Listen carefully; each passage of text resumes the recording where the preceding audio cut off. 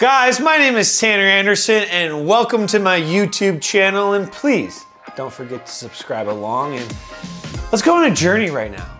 Let's count down the top 50 worst contracts in the history of the NFL. Let's hit it.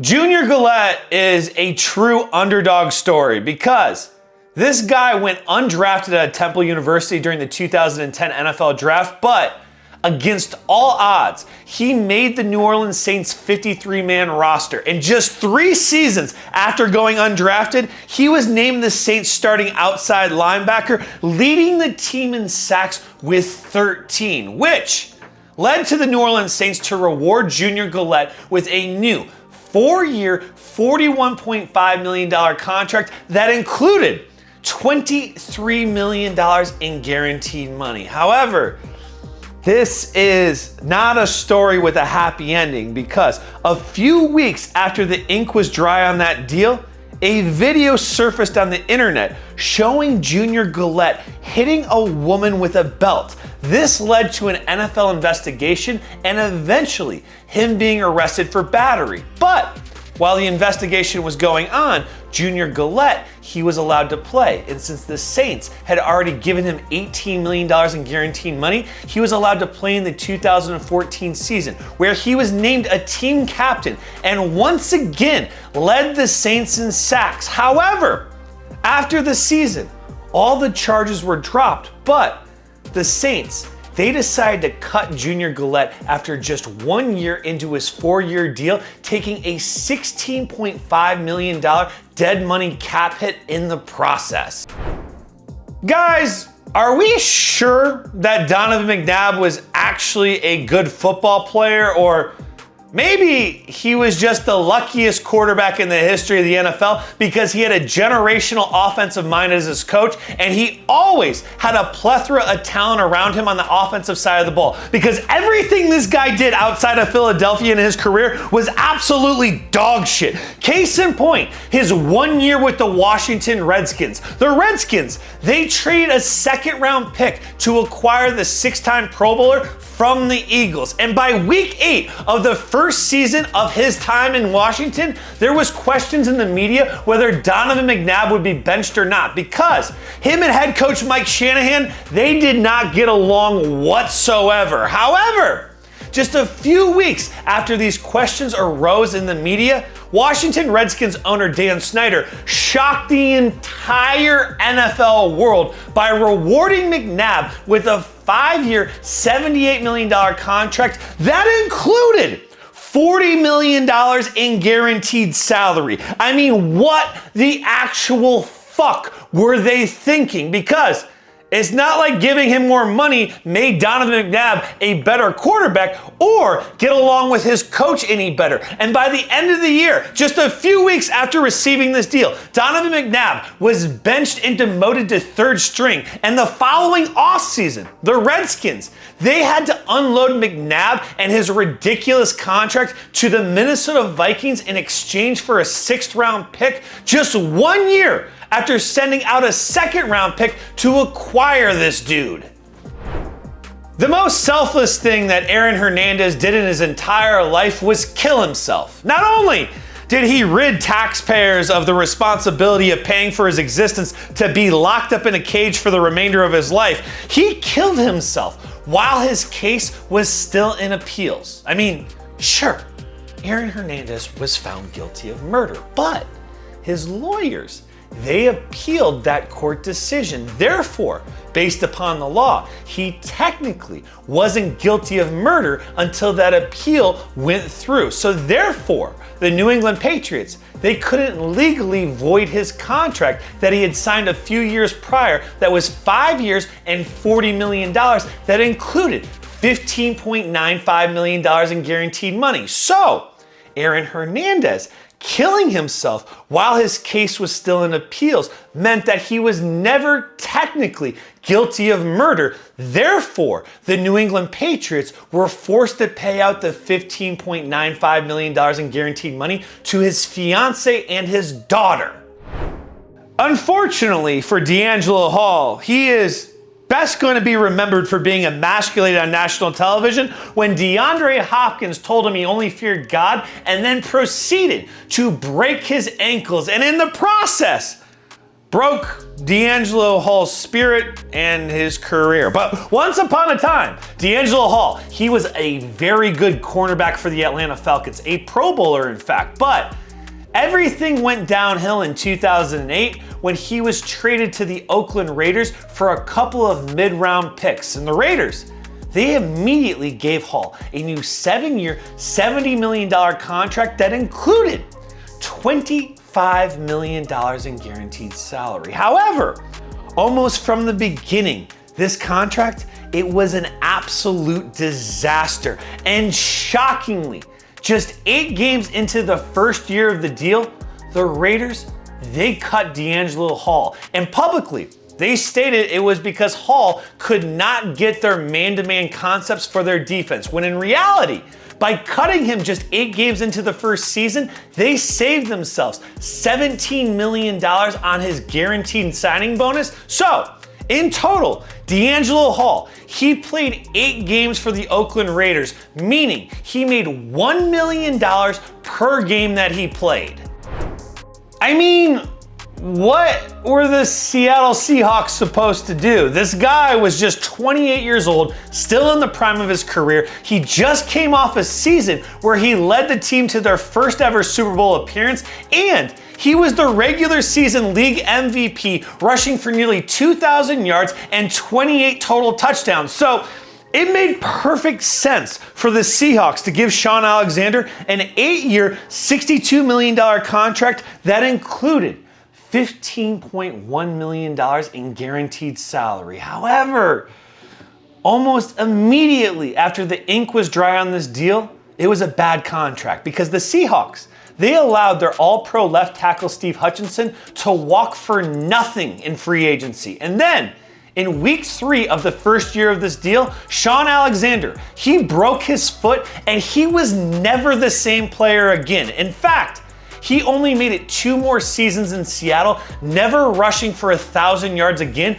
before the Seahawks released him. And then he went to the Washington Redskins, where he played 4 games, had 11 total rushes before they cut him, and he was completely out of the NFL at the age of 31.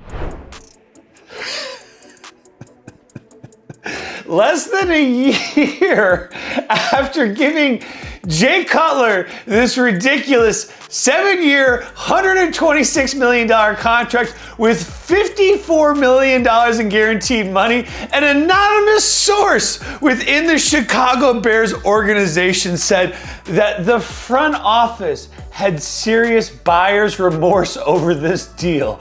Yeah, no shit. You gave him the contract right after he went 5-6. I mean, have you guys ever heard of, in the history of the NFL, a diabetic quarterback absolutely crushing it, especially one with a bad attitude, no work ethic, and had a rocket arm, but did not understand the concept of touch? And not surprisingly, this contract, it ended up being an absolute disaster for the Chicago Bears. It was bad enough that in 2009, they traded away their entire future of picks to acquire this guy. But it was even worse. He ended up playing for 8 years in Chicago, going 51-51 overall, making $200 million in the process and winning 1 single postseason game. Not shockingly, everybody involved with giving this terrible contract to Jay Cutler was fired.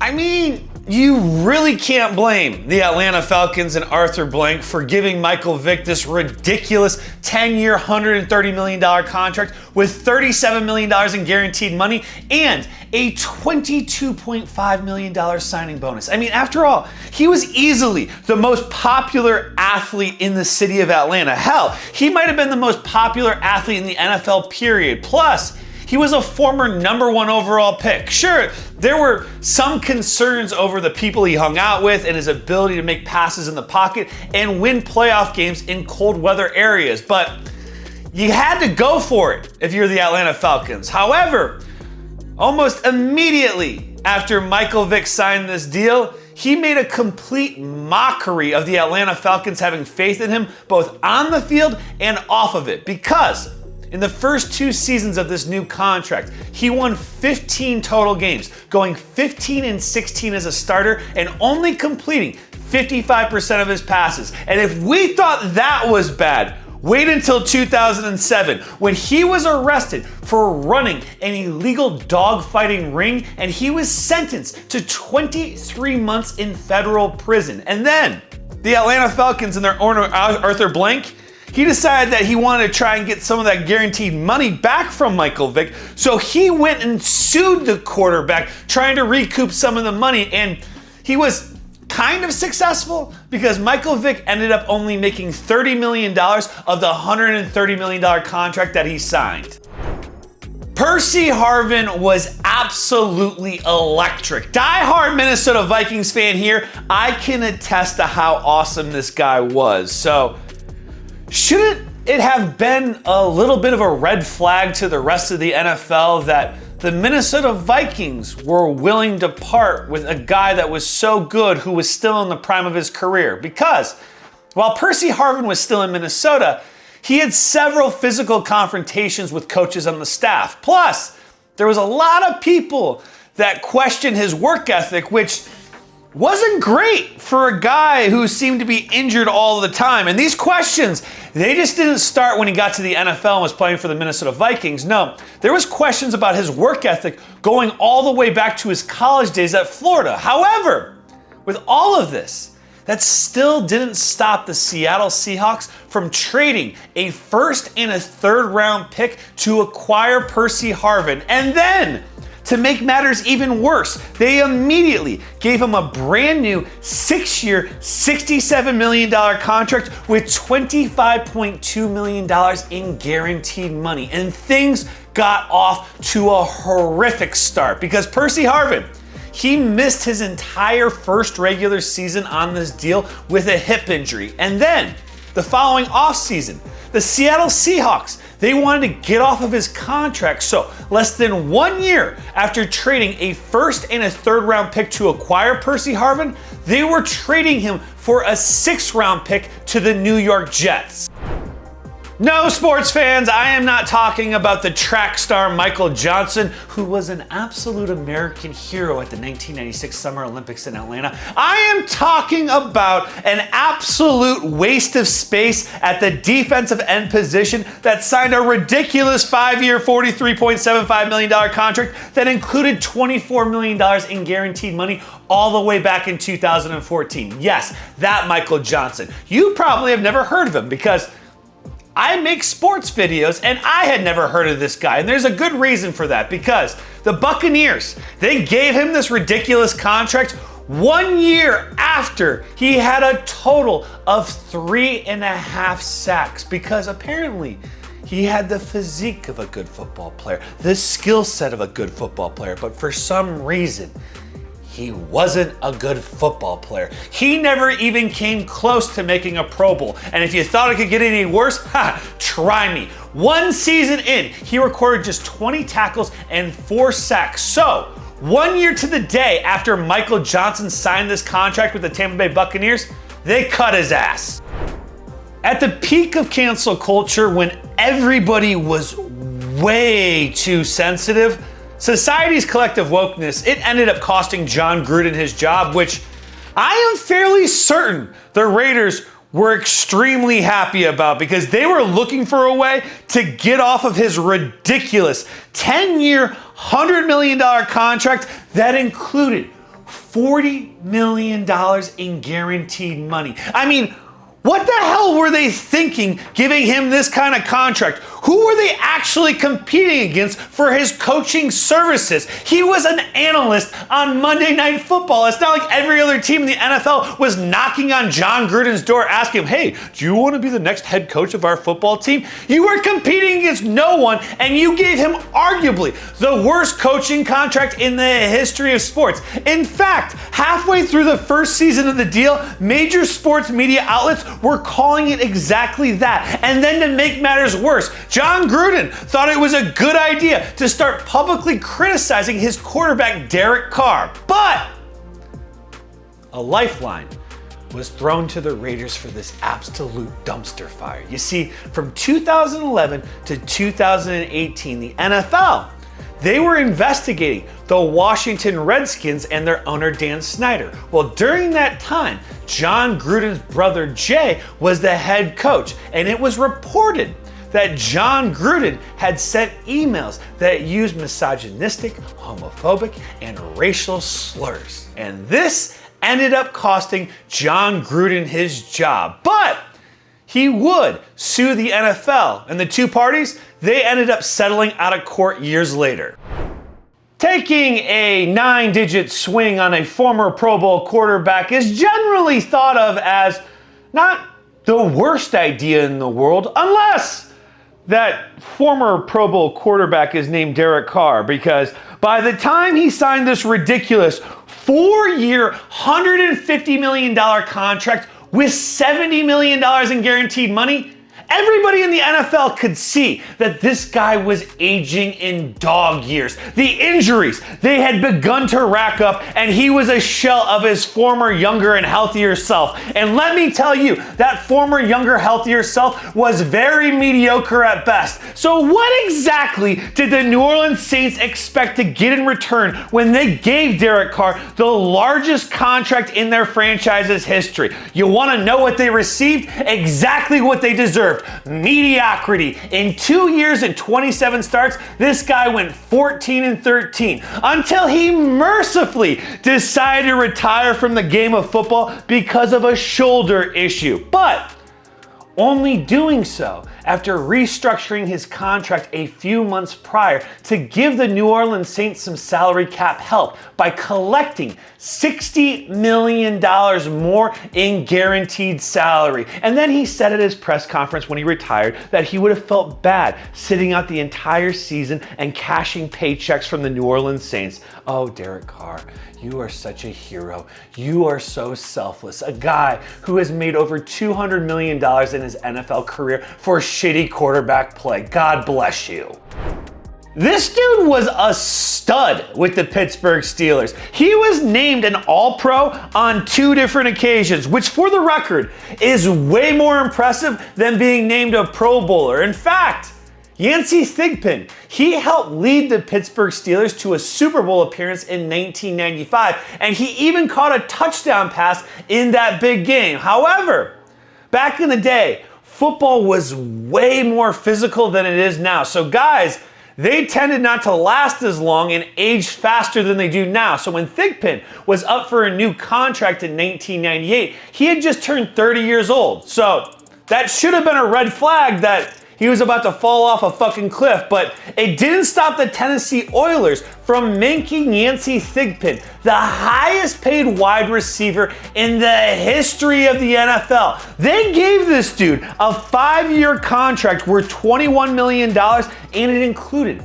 a $5.5 million signing bonus. And when he signed this deal, everybody around the NFL was skeptical. So to paint a picture of how bad this contract ended up being, Yancey Thigpen, when he was with the Pittsburgh Steelers, on 2 different occasions, he had 2 seasons where he had more than 1,300 yards receiving in that campaign. During his 3 years in Tennessee before being cut, he had 1,400 yards total receiving.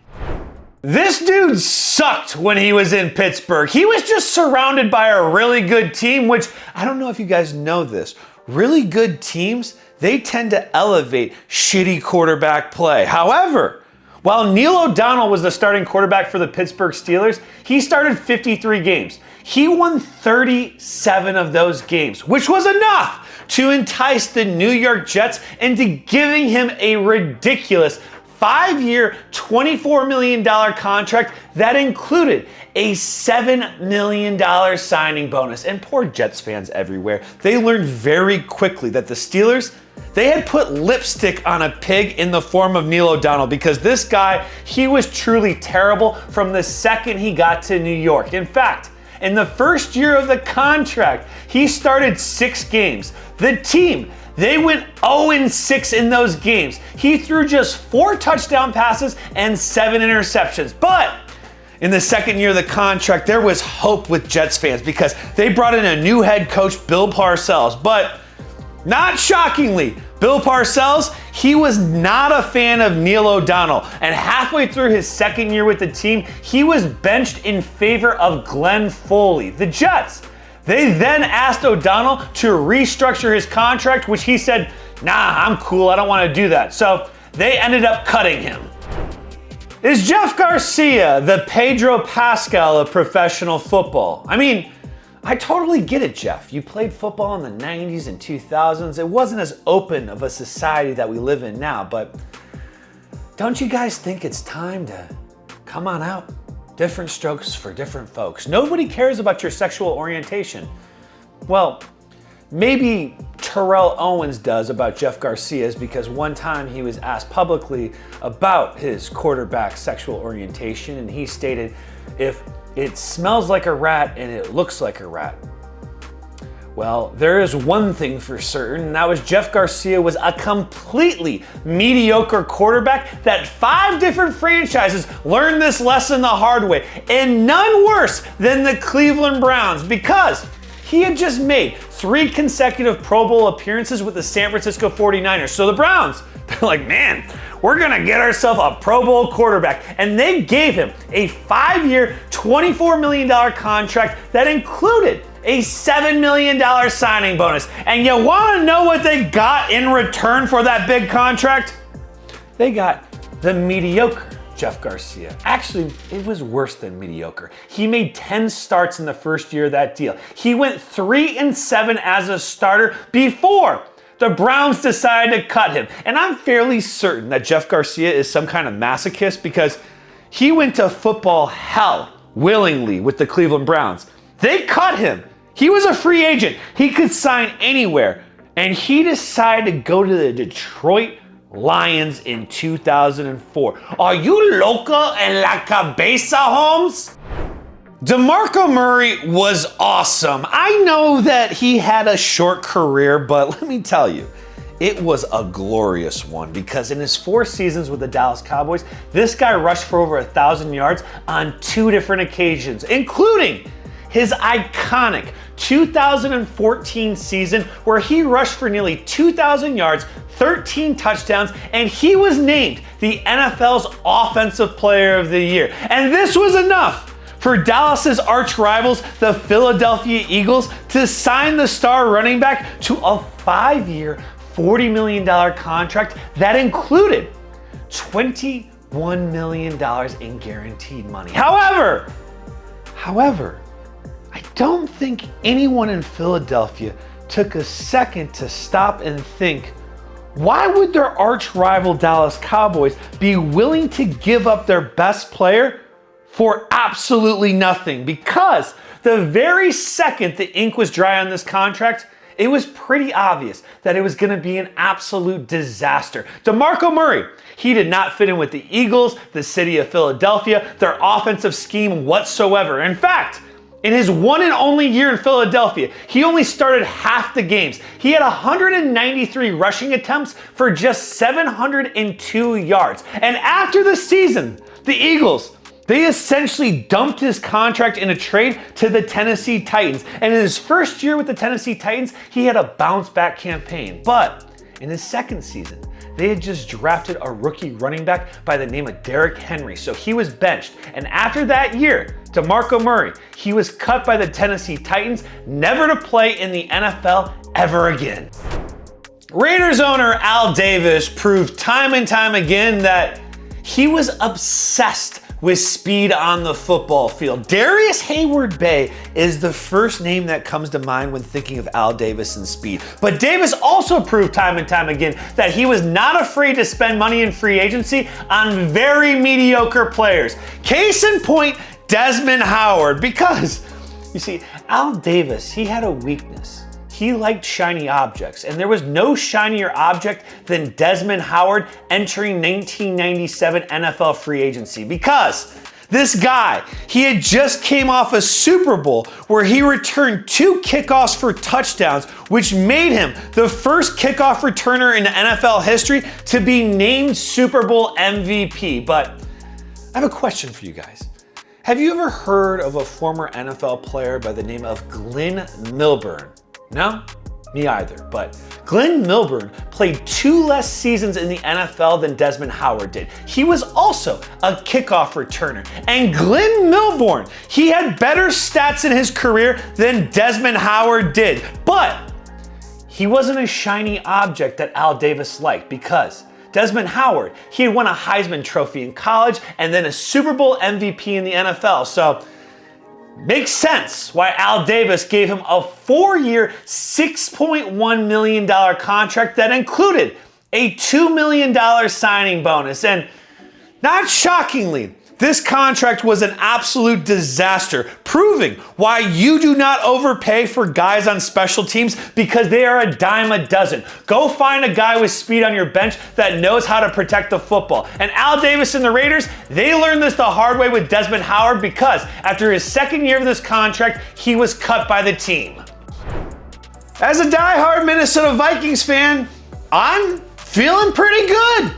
Not for the fact that we have arguably the worst trade in NFL history with the Herschel Walker deal, or we are the most tortured fan base in the entire National Football League, or we have never won a Super Bowl or even made a Super Bowl appearance in my lifetime. It's the fact that of the top 50 worst contracts in the history of the NFL, this is the only entry on the list by the Minnesota Vikings. And in the grand scheme of things, it wasn't too bad, because Fred Smoot, he is a lot like a push-up bra. He is showing you a lot of potential, but then you get under the hood and you realize that the goods aren't all there, because this guy was the number 2 cornerback in Washington. He lined up across the field from Champ Bailey. Champ Bailey, that guy is an all-time great, but this was enough to get the Minnesota Vikings to sign Fred Smoot to a 6-year, $34.7 million contract with a $10.8 million signing bonus. And it became apparent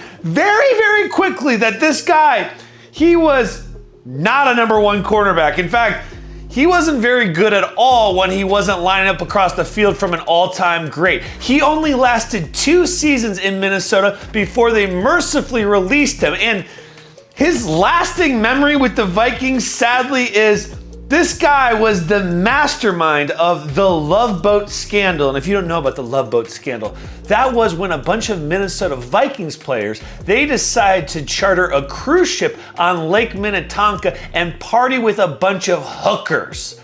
Yeah, not the best look for a national football team, and it led to a bunch of suspensions and fines, and it was just all around not good. Kind of like Fred Smoot's contract and time with the Minnesota Vikings.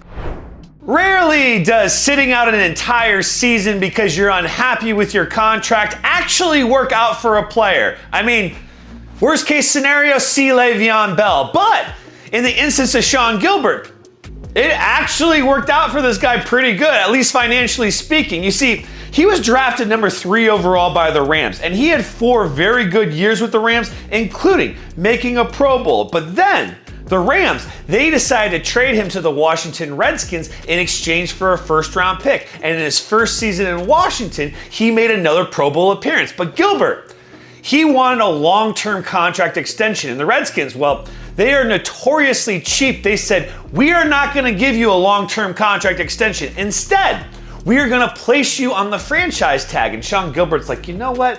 I don't want to play on the franchise tag. That seems like a big risk. I'm going to sit out the entire year. And Gilbert and the Redskins, they actually went into arbitration on this matter. And while the 2 parties were in arbitration, the Carolina Panthers, they came in and they signed him to a 7-year, $46.7 million contract that included a $10.8 million signing bonus. In Washington, they said, "That's cool, Carolina. You can sign him to that contract. And Gilbert, we'll allow you to go to Carolina as long as they send us 2 first-round picks in exchange," which the Carolina Panthers, they happily obliged, which ended up being a serious mistake because Gilbert, he only lasted 5 years into this contract and he never got comfortable in Carolina. He kept switching from defensive left tackle to defensive right tackle, and then in the 5th year of the deal, he broke his hip and he was never the same again. So the team, they decided to release him. He only recorded 11 sacks in his 5 seasons with the Carolina Panthers. Everyone remembers the greatest show on turf, the high-octane offense of the St. Louis Rams, led by Hall of Fame quarterback Kurt Warner, that made back-to-back Super Bowls in 1999 and 2000. However, in 2001, the Rams front office, they decided they needed to shore up the defense. So in the first round of 2001 NFL Draft, they picked a hard-hitting safety, a sledgehammer by the name of Adam Archuleta, to shore up their defense. And in 5 seasons with the Rams, this guy was absolutely incredible. He surpassed expectations to the point the Washington Redskins in free agency, they decide to make Adam Archuleta the highest paid safety in the history of the National Football League. 7 years, $35 million contract that included $10 million in guaranteed money. However, almost immediately, the fit was off. This contract proved to be a disaster because Adam Archuleta, he did not understand the defensive schemes the Washington Redskins were running, and he never took a liking to them. To the point, midway through the first season of this contract, he was benched and demoted to special teams. And then, if things couldn't get any worse, after the final game of the season, Adam Archuleta, he talked to the media and he publicly criticized the coaches and the organization for how they were utilizing him. And then the Redskins, they decided they were going to trade him to the Chicago Bears in exchange for a 6th-round pick. And unfortunately for Adam Archuleta, from there, his career was pretty much donezo.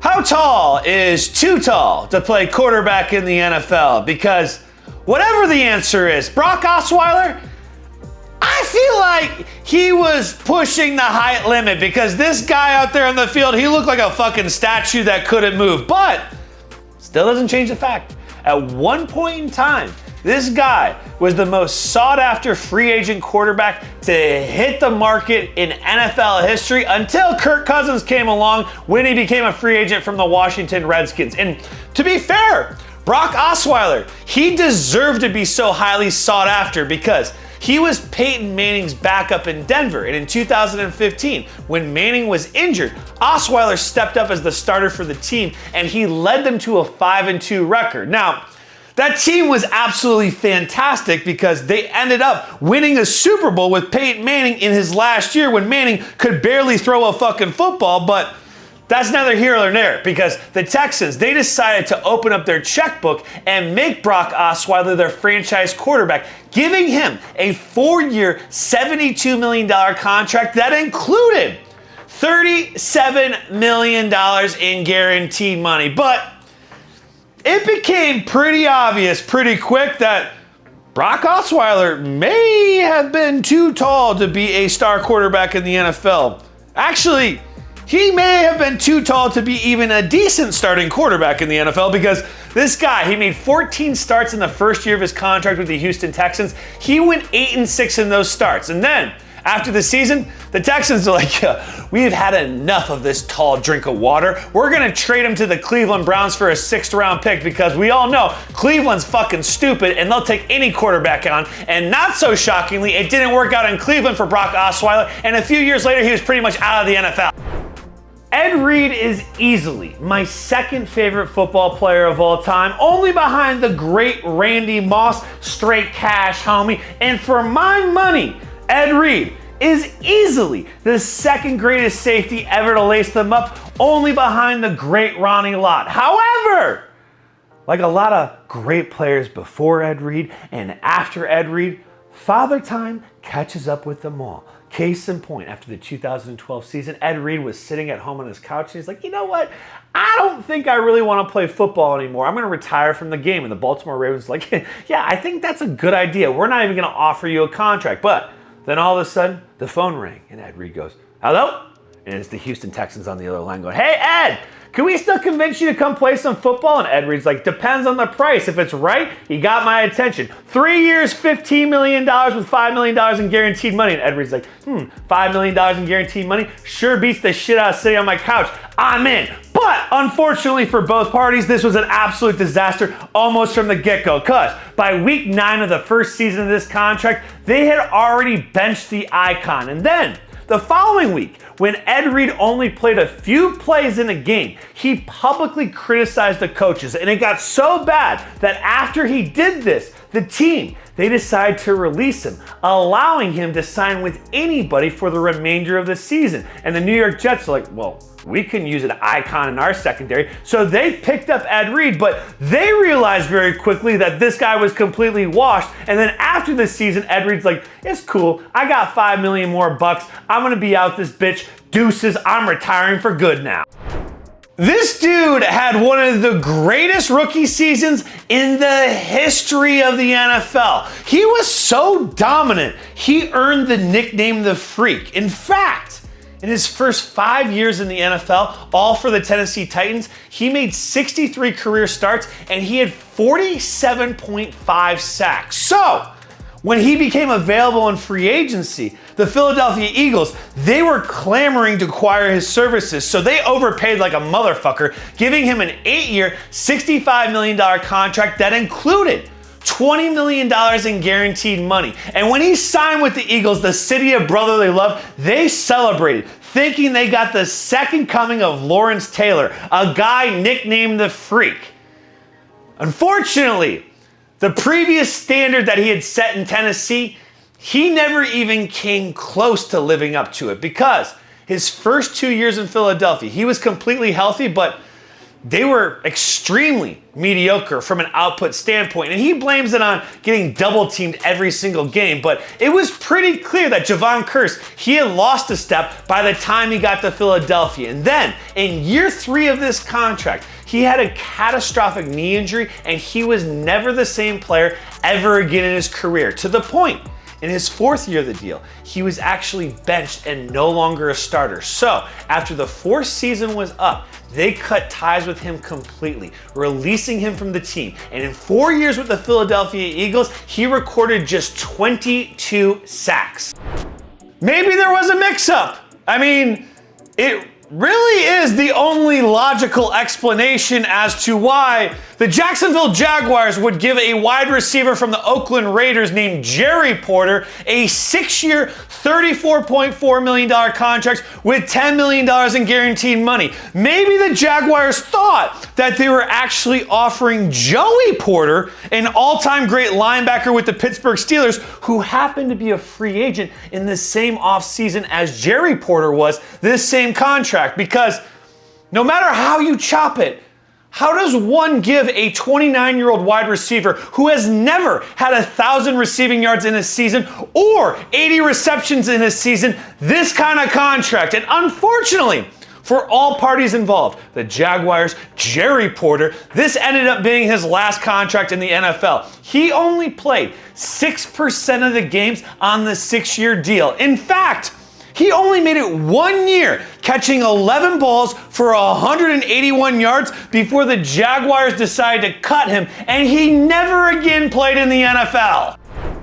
Full confession, I am one of the dumb ones that bought the Ladarius Green fantasy hype. I was thinking to myself, the Pittsburgh Steelers, they're a really smart organization, and mediocre tight ends, they don't often get big contracts. So when the Steelers, a very good organization, gives a tight end a 4-year, $20 million contract with $4.75 million in signing bonus, I was sold. I was like, this guy is going to be the second coming of Antonio Gates. I mean, he looks like Antonio Gates. He was Antonio Gates' backup with the Chargers. But, spoiler alert, this guy was anything but Antonio Gates. In fact, he looked the part, but he certainly didn't play the part because he was brought into Pittsburgh to replace Heath Miller. However, in the first year of this contract, he started just 2 games. And then, if things couldn't get any worse, he had his season end early because of a concussion, catching only 18 passes and 1 touchdown. Certainly not the breakout fantasy star that your boy here thought he had drafted and was so smart against all of his friends. Instead, I finished last that year in my fantasy football league, which was well-deserved. Ladarius Green, well, he also deserved to get cut after 1 year with the Pittsburgh Steelers, never to play in the NFL again. Word to the wise, if an NFL running back is over the age of 28, he is probably washed. And if he hasn't shown signs of being washed yet, just you wait. It is around the corner. He will be washed very soon. So please, for the love of God, stop paying these guys, because apparently the Houston Texans, they didn't get this memo. They saw a shiny object up in Green Bay, Wisconsin in the form of Ahman Green, and they said to themselves, wow, this guy has had 6,000-yard rushing seasons in the past 7 years. We should pay him a shit ton of money. But nobody in Houston took a second to think, wow, if he's actually that good, then why is Green Bay allowing him to walk in free agency for nothing? I mean, it's not just a hat rack, my friend. I'm no genius, but there's a reason why Green Bay said, yeah, go ahead, Houston. Give him a 4-year, $23 million contract with $6.5 million in guaranteed money, because almost immediately, this was an absolute disaster of a contract. Ahman Green, he lasted just 2 seasons in Houston before they released him, and he rushed for a total of 600 yards before he went home to Green Bay. This dude was a stud defensive end with the New Orleans Saints, making a Pro Bowl in 1998. However, in 1999, he had a catastrophic knee injury that cost him his entire season. But Joe Johnson, he would defy the odds, because he would come back in 2000, the final year of his contract with the New Orleans Saints, and he would be named the NFL's Comeback Player of the Year. But that wasn't it. He was also named a Pro Bowler and first-team All-Pro. And this was enough for the Green Bay Packers to open up their wallets and say, oh my God, we may have the second coming of Reggie White if we sign this guy in free agency. So they gave him a 6-year, $33 million contract with a $6.5 million signing bonus, plus $14 million in guaranteed money. And in return for all of that cash, the Packers, they pretty much got nothing, to the point that I told my father about this list, and I said, hey, Packers didn't do too bad. They only had 1 guy on the list. His name was Joe Johnson. And my dad, a diehard Green Bay Packers fan, goes, who the fuck is Joe Johnson? Yeah, I'm pretty sure a lot of Packers fans hold a similar sentiment, because in 2 seasons, this guy, he made 11 starts. He had just 12 tackles and 2 sacks before the Packers cut him, and he never played football ever again. One of the greatest what-ifs in the history of the National Football League. He put together one of the best rookie seasons we've ever seen a quarterback have, but it tragically ended in the playoffs with him tearing his knee apart, and his career was forever altered. However, this did open the door for Kirk Cousins to become the starter in Washington and begin this odyssey of his mediocre career, making him over $300 million. But I digress, because at the end of his rookie deal, Robert Griffin III was looking for a new home, and everybody was hoping that with a new home and a new franchise that he could revitalize his career. So, like a lot of quarterbacks before him looking for a second chance, he chose the Cleveland Browns. But like a lot of quarterbacks before him, by playing in Cleveland actually meant that his career was officially over. It went there to die. But Robert Griffin III, he didn't really get anybody's hopes up for very long, because after signing a 2-year, $15 million contract with a $6.75 million in guaranteed money, he sucked right away. To the point, after a 1-4 start, they put him on the injured reserve, never to play again for the Browns before releasing him after the season.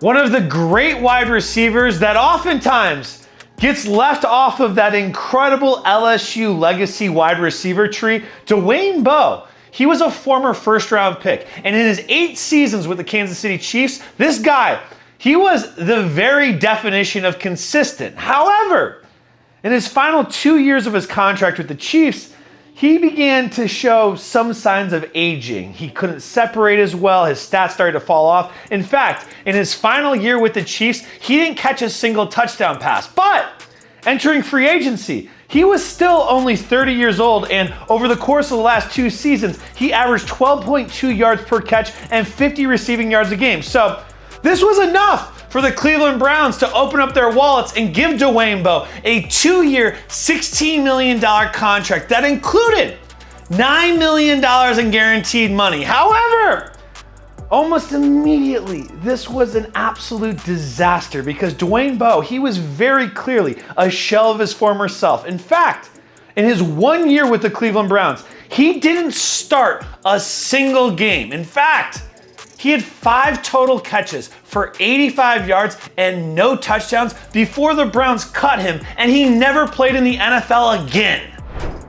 Larry Brown is one of the greatest underdog stories in the history of the NFL. This dude was a 12th round pick, number 320th overall, and he didn't just make the Dallas Cowboys 53-man roster. No, halfway through his rookie year with the team, he was named a starter at cornerback on a team that would go on to win the Super Bowl. In fact, in 3 of his first 4 seasons in the NFL, Larry Brown won a Super Bowl with the Dallas Cowboys, including being named the Super Bowl MVP in 1995. And it was super advantageous timing because after winning that MVP award in the Super Bowl, he was immediately a free agent. And that's where the Raiders come in because Al Davis, the owner of the Raiders, he had a motto, just win, baby. However, the Raiders, they hadn't been winning for a long time. And he looked at Larry Brown, fresh off of winning a Super Bowl MVP, and he said to himself, this is the guy. 3 championships in 4 years. He's a winner. He can turn around the Raiders culture. So he handed him a ridiculous 5-year, $12.5 million contract that included $3.5 million in guaranteed money. However, almost immediately, this contract, it was an absolute disaster because Larry Brown, he started the first game on the first year of this contract. And after that, he was benched. And this pissed him off so much that he threw a ruckus towards the entire organization. And it was so bad, the Raiders, they ended up suspending him for 4 weeks for conduct detrimental to the team. In fact, he only made it 1 year on this contract, playing a total of 12 games before the Raiders completely cut him, making this one of the worst contracts in the history of the NFL. Being labeled an NFL journeyman is not exactly ideal when you're a former #1 overall pick, but can we really call Jeff George a draft bust when he ended up playing 17 seasons in the NFL, albeit it was for 7 different franchises, all of which he pretty much burned bridges with on his way out the door.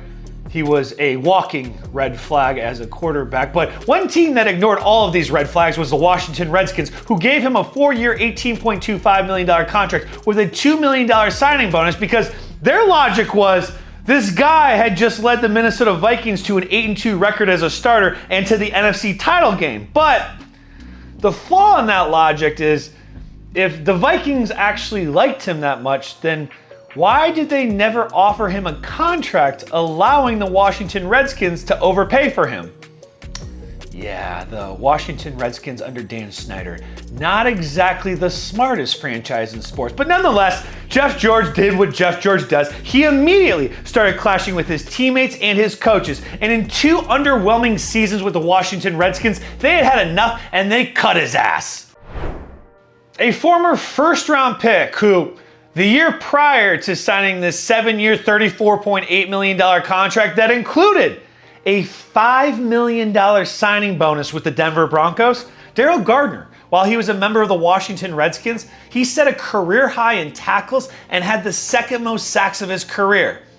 However, that was not the guy that showed up in Denver. In fact, a few weeks after the ink was dry on this deal, Daryl Gardener was arrested for getting in a fight at a Waffle House. In fact, in that altercation, he hurt his wrist so badly that it required surgery, and he ended up missing the first 5 games of the regular season. And that wrist injury, it never fully healed, which pissed off the Denver Broncos so much that they ended up suspending him for conduct detrimental to the team, and they withheld $2 million of his $5 million signing bonus. They then filed a grievance with the NFL trying to recoup the other $3 million of that $5 million signing bonus. And this pissed off Daryl Gardener so much that he decided that he was going to call into a local radio show where he began criticizing the Denver Broncos and their head coach Mike Shanahan, referring to him as a little man.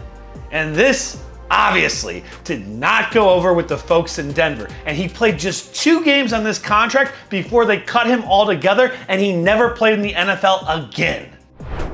He had a great pedigree for a wide receiver, a former first-round pick out of Florida State back when Bobby Bowden was churning out stud wide receiver one after the other. And then, in just his 3rd season in the NFL, Javon Walker, he made the Pro Bowl, but it raised some eyebrows around the NFL as to why the Green Bay Packers would then trade a guy like this after his 3rd season in exchange for a 2nd-round pick to the Denver Broncos. And then it raised even more eyebrows. After just 2 years in Denver, they would eventually cut Javon Walker. So with all of these red flags, it was a mystery to everybody involved why the Oakland Raiders then gave him a 6-year, $55 million contract that included $16 million in guaranteed money. And not so shockingly, this contract, it was an absolute disaster right from the beginning, because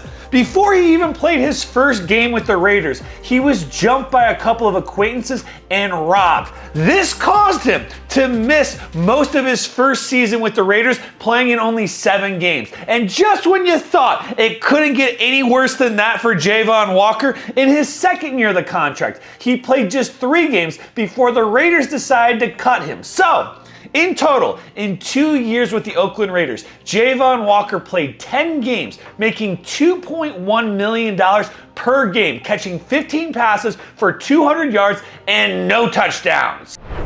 This guy was an absolute stud for 8 seasons with the Atlanta Falcons. He was named a 2nd-team All-Pro. He recorded 10 sacks in his final year of his deal in Atlanta, but for some reason, the Falcons decided to not even offer Chuck Smith a contract. Maybe it was because he was on the wrong side of 30 and they knew that they couldn't compete with the 5-year, $21 million contract with a $4.5 million signing bonus that their division rival Carolina Panthers offered Chuck Smith.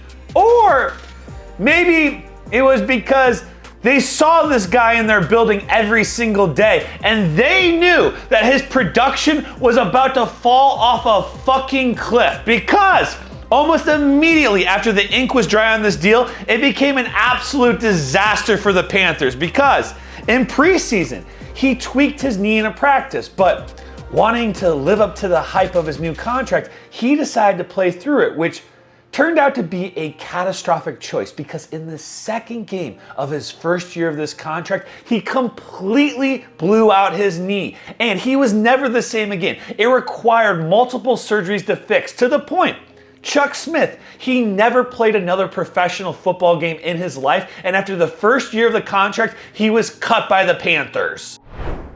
The Chicago Bears have a very, very long history of absolutely terrible quarterback play. I mean, if you guys are boasting Jim McMahon as your greatest quarterback in franchise history in the modern era, you know you've had a poo-poo platter of QBs. Case in point, Mike Glennon. This guy, he was a journeyman at best, and the Bears, they had just gotten out from under the disastrous Jay Cutler deal over the course of the previous 8 seasons, but then, in 2014, After getting that off the books, they decided to be one of the dumbest fucking franchises in the history of sports, and they doubled down, not by making one bad QB decision, but two bad QB decisions in the same offseason. Mitchell Trubisky, this is when they drafted him, trading a plethora of picks to the San Francisco 49ers to trade up one pick in order to get the guy. And then they signed Mike Glennon to a 3-year, $45 million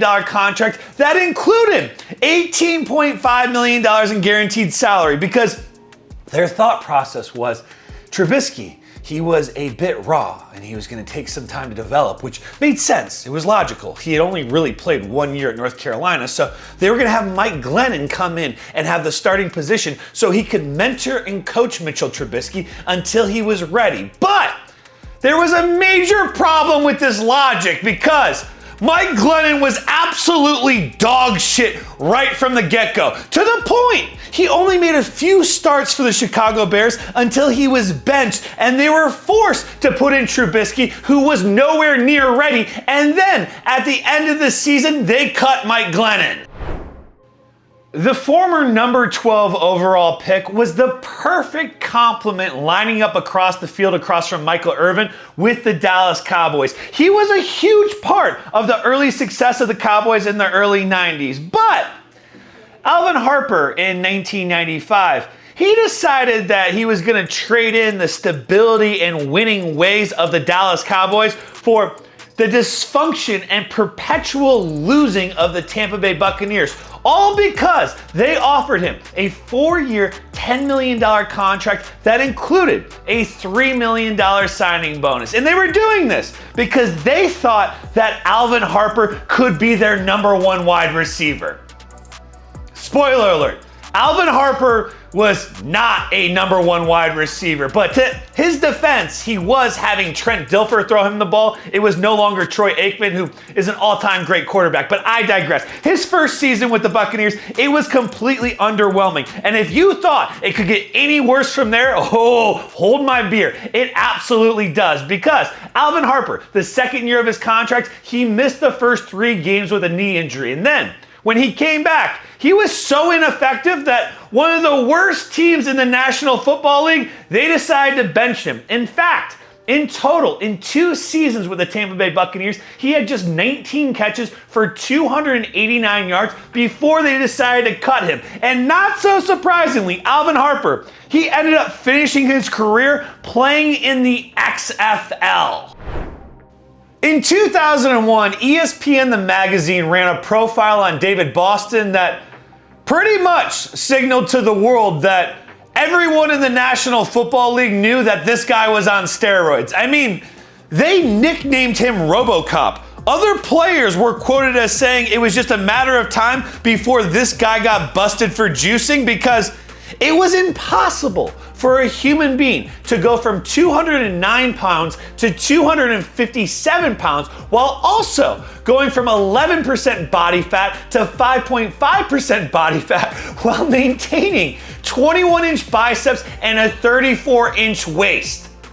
Yeah, I would say it was pretty obvious to everyone with eyes that David Boston was on steroids, except for the San Diego Chargers, who decided to give him the biggest contract in their franchise's history of 7 years, $47.4 million, that included $12 million in guaranteed money. And in his first year of the deal, he was an absolute disaster, to the point after the season was over, the Chargers decided to trade David Boston and his horrendous contract to the Miami Dolphins. And just a few months into his tenure with the Dolphins, he was busted for steroids and suspended by the NFL. Shocking.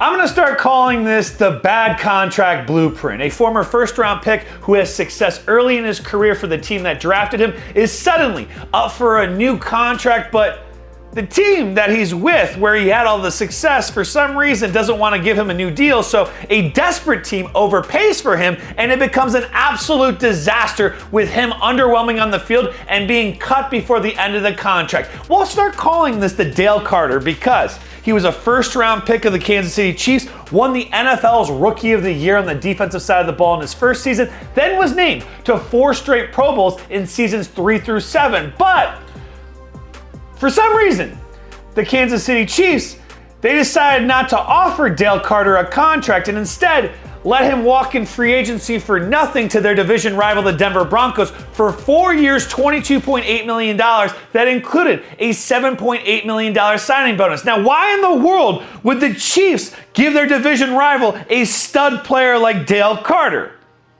Well, it's because they had Dale Carter in their building every single day. And this guy, when he was with the Chiefs, he had numerous off-the-field issues. And those issues began showing in his first season. And then, in that first year, he completely underwhelmed on the field. And if things couldn't get any worse, in year 2 of this deal, before the start of the season, Dale Carter failed a drug test. That was his 4th failed drug test of his career, which meant he was suspended for the entire season. After which, the Denver Broncos, they cut him completely, never to play for the team again. Bad free agent signings during the 1990s and 2000s should be referred to as the Redskin because no other franchise in the league, well, maybe the Oakland Raiders, gave out as many shitty contracts as the Washington Redskins did. Case in point, Dana Stubblefield. This guy was an absolute stud with the San Francisco 49ers. In his first year in the league, he won Defensive Rookie of the Year. In his second year, he helped lead the team to a Super Bowl appearance. And then, his 5th year in the NFL, Dana Stubblefield was named the league's Defensive Player of the Year. The best defensive player in the entire NFL. So naturally, the Washington Redskins, they opened up their pocketbooks and they gave Stubblefield a 6-year, $36 million contract that included an $8 million signing bonus to lure him away from the Bay Area and come to the DMV. However, they did not get the same player that was in the Bay Area. Dana Stubblefield, for some reason, lost his superpowers. Case in point, in his final year with the San Francisco 49ers, the year in which he was named the best defensive player in the entire NFL, he recorded 15 sacks. In his 3 seasons total with the Washington Redskins before they cut his ass, he had 7 sacks total. Dan Marino's back up in Miami, and when the legend went down with a torn Achilles tendon towards the end of his career, Scott Mitchell stepped up and he led the troops to a rousing 3-4 finish. But for some reason, that mediocrity was enough for the Detroit Lions to go to themselves, aha! That is our guy that we are going to pay to make our future franchise quarterback by giving him a 3-year, $11 million contract and the second largest signing bonus in the history of the NFL of $5 million. And I mean, the situation was perfect for Scott Mitchell to thrive if he was actually good at football, which, spoiler alert, he really wasn't, because he had Barry Sanders in the backfield, arguably the greatest running back ever to exist. On the outside, he had Herman Moore at wide receiver, one of the most underrated wide receivers in the history of the NFL. And in his first season with the Lions, Scott Mitchell, he led them to the best offense in the NFL, a 10-6 record, and a playoff performance. But in the playoffs, his true colors showed, because in a loss to the Philadelphia Eagles, Scott Mitchell threw 4 interceptions. But the following year, he led the Lions all the way back to the playoffs, where once again, he shit the bed, going 10 for 25 and throwing an interception in another loss. Then the following year, he was benched before being traded to the Baltimore Ravens. Why didn't the Atlanta Falcons release Kirk Cousins after benching him in the first year of his 4-year, $180 million contract for a first-round draft pick by the name of Michael Penix Jr.? Wouldn't it make sense for them to cut him and save all of that money? Oh, that's right. That's because they gave him $100 million in guaranteed money, and regardless if he was on the team or not in the 2025 season, they owed him $27.5 million, but if they cut him, it'd be a $40 million dead cap hit, which would be the second biggest dead cap hit in NFL history, only trailing the Denver Broncos, who took on a $49.5 million dead cap hit to release Russell Wilson. So all of that is just a long way of saying that when the Atlanta Falcons drastically overpaid for a broken down, often injured 35-year-old quarterback, they didn't expect he was going to be this bad, but now that he is this bad, there is no getting off of his contract till well after his 37th birthday.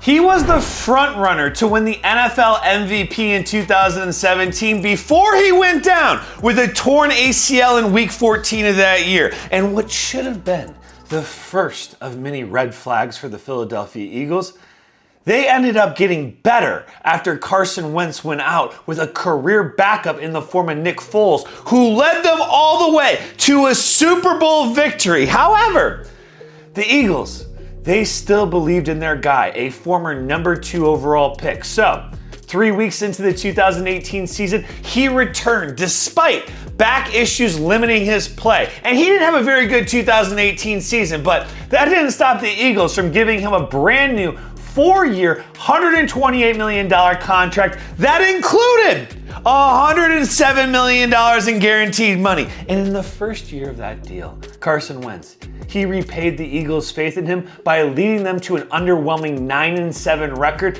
and a first-round playoff loss to the Seattle Seahawks, where he only played 20 snaps before exiting the game with an injury. And if things couldn't get any worse, boy, did they get worse from there, because the 2020 season, Carson Wentz, he only started 12 games for the Eagles, but despite only starting 12 games, he still led the NFL in interceptions, leading the Eagles to a 3-8-1 record before they benched him in favor of Jalen Hurts. And then, after just 2 years after signing this contract, they traded him the following offseason to the Indianapolis Colts in exchange for a draft pick, where Carson Wentz finally fulfilled his destiny of being a career backup. Backup quarterbacks playing behind all-time greats can sometimes pan out to be great themselves. See Mark Brunell or Kurt Warner playing behind Brett Favre in Green Bay. Mark Brunell, he went on to have Pro Bowl seasons with the Jacksonville Jaguars, and Kurt Warner, he was once stocking shelves and he became an all-time great with the Rams. But also, sometimes all-time great quarterbacks, when they have a backup that never got an opportunity, it has other teams wondering how great that quarterback could be if ever given the opportunity, so they often overvalue their abilities and talents, like Ryan Mallett or Brian Hoyer behind Tom Brady or Brock Osweiler behind Peyton Manning. But arguably, the most egregious case of a backup quarterback being overpaid because he was behind an all-time great was by the Seattle Seahawks when they gave Matt Flynn a 3-year, $20.5 million contract that included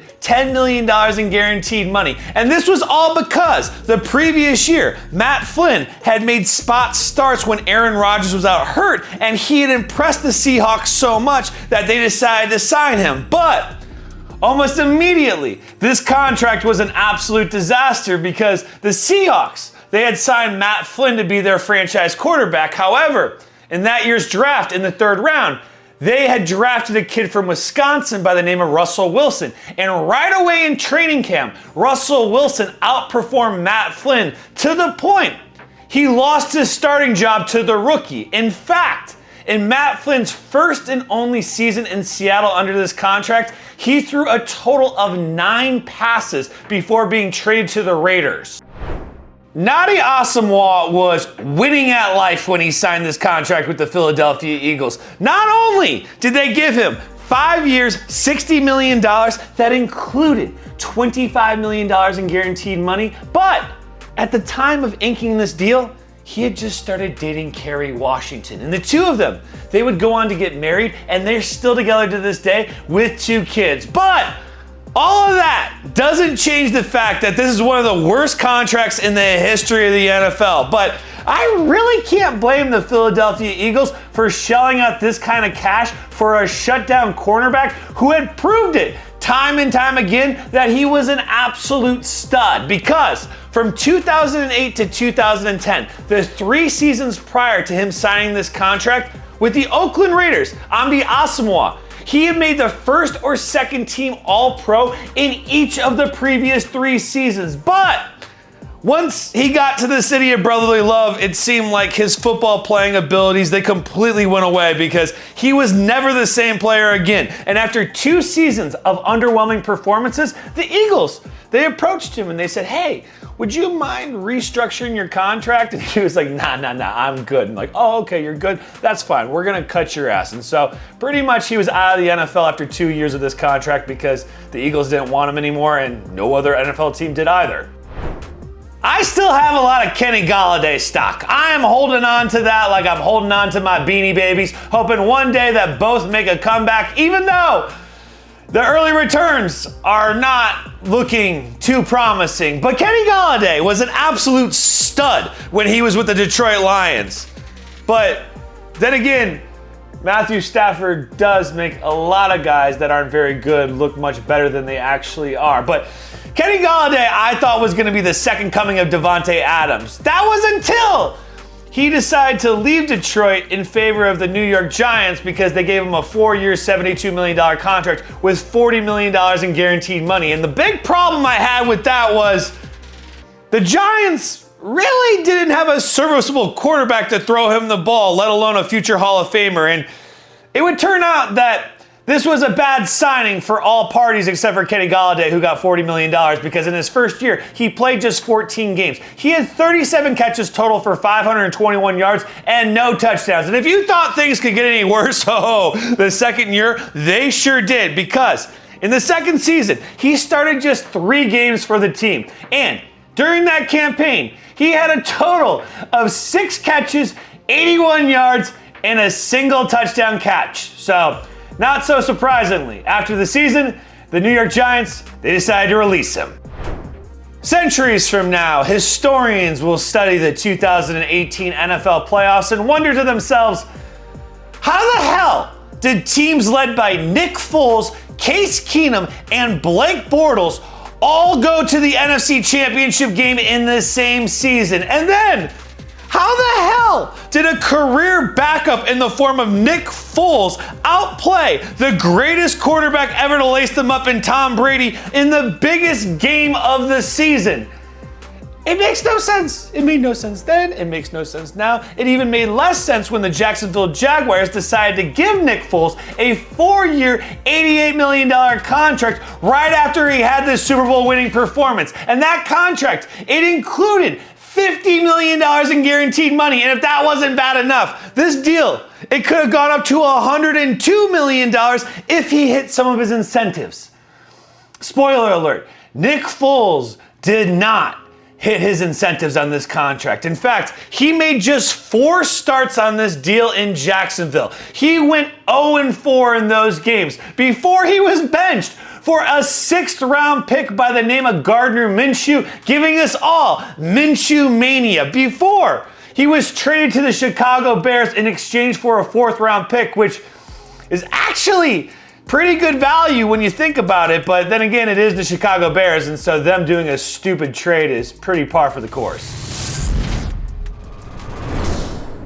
Le'Veon Bell might be the dumbest player in NFL history, which is pretty impressive when you consider he was on the same team as Antonio Brown, because there's never been a guy that has misread his market value more than Le'Veon Bell has, because he decided to sit out the entire 2018 season instead of playing on a $14.5 million franchise tag with the Pittsburgh Steelers. So, the following year in 2019, he did eventually sign a 4-year, $52.5 million contract that included $35 million in guaranteed money with the New York Jets, making him the 2nd highest paid running back in the history of the NFL. But the only problem was, he had already sacrificed $14.5 million in order to get that deal, and that new deal was actually less on a pure year average than his previous franchise tag was. So he cost himself tens of millions of dollars for what exactly? And almost immediately, this contract looked like a disaster because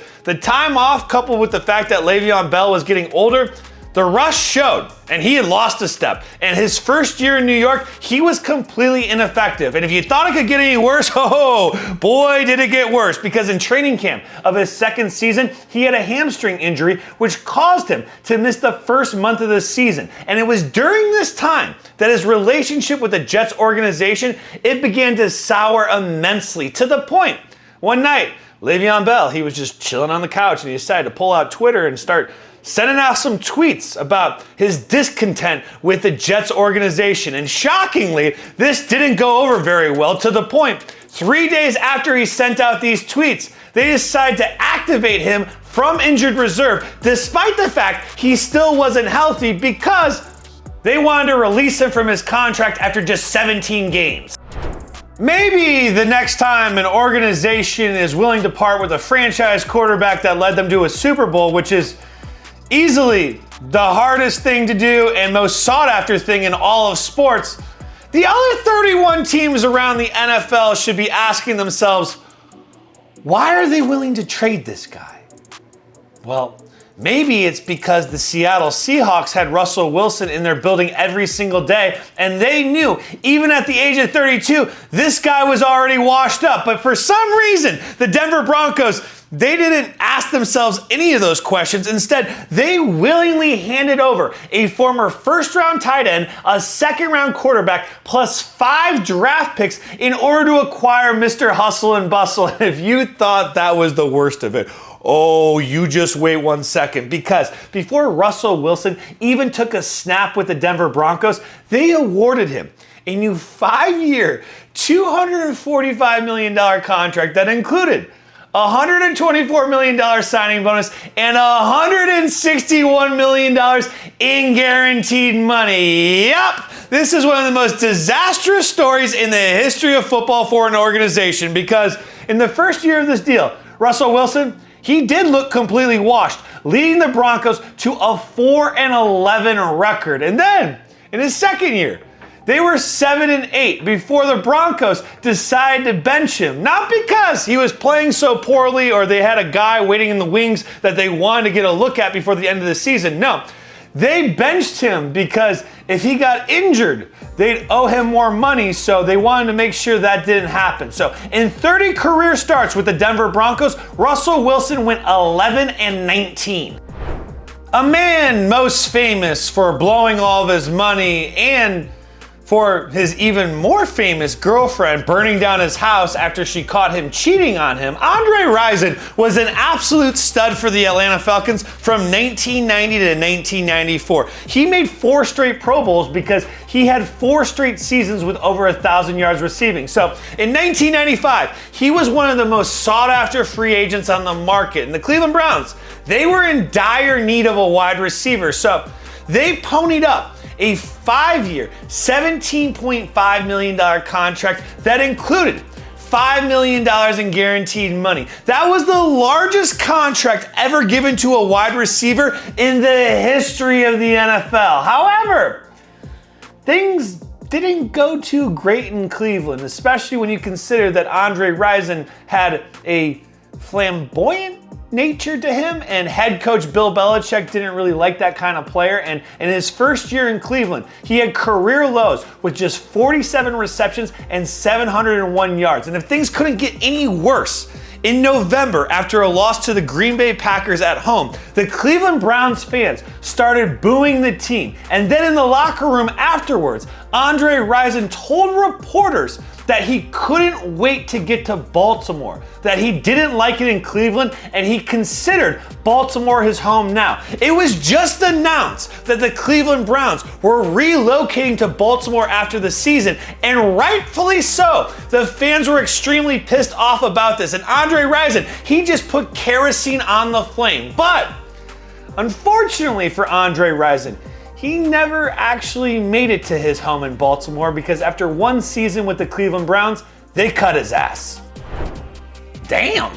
Who would have thought a little peck to one of the homies' heads could cost you $100 million? Am I right, Christian Wilkins? Because it feels like a lifetime ago that this guy was a stud for Clemson, leading them to national championships, which led him to becoming a first-round pick of the Miami Dolphins, which led him to getting a 4-year, $110 million contract that included $57.5 million in guaranteed money by the Las Vegas Raiders. But even before Christian Wilkins decided to invade one of his teammates' personal bubbles by giving him a little peck to the forehead, this contract was shaping up to be an absolute disaster because in the first year of the deal, 5 games in, he suffered a Jones fracture to his foot, which required surgery, and then to miss the entire season. Then, this past July, when the Raiders released him, they decided to withhold $32.5 million in the guaranteed salary. And they can't publicly say it's because a teammate complained about Wilkins in a team meeting, kissing him playfully on the forehead because,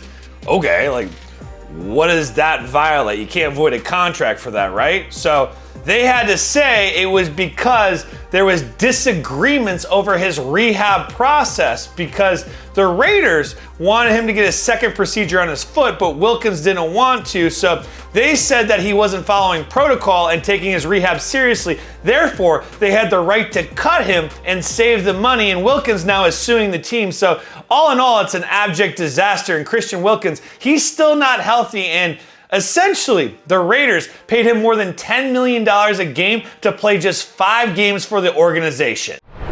There's still another year left on Deshaun Watson's contract after this season, and he almost certainly won't play a single snap in the NFL this year due to a ruptured Achilles tendon. In fact, I would bet he is more likely to get the Diddy treatment and hang out with R. Kelly in jail than he is to ever play another snap in the NFL. And it was bad enough that the Cleveland Browns gave up 6 draft picks, including 3 first-rounders, to acquire a guy who had 20 different counts of sexual misconduct against him, but then after they acquired him, they immediately gave him a 5-year, $230 million fully guaranteed contract. It is still to this day the largest fully guaranteed contract in the history of the NFL. And it is reported that this contract pissed off the other 31 NFL owners so much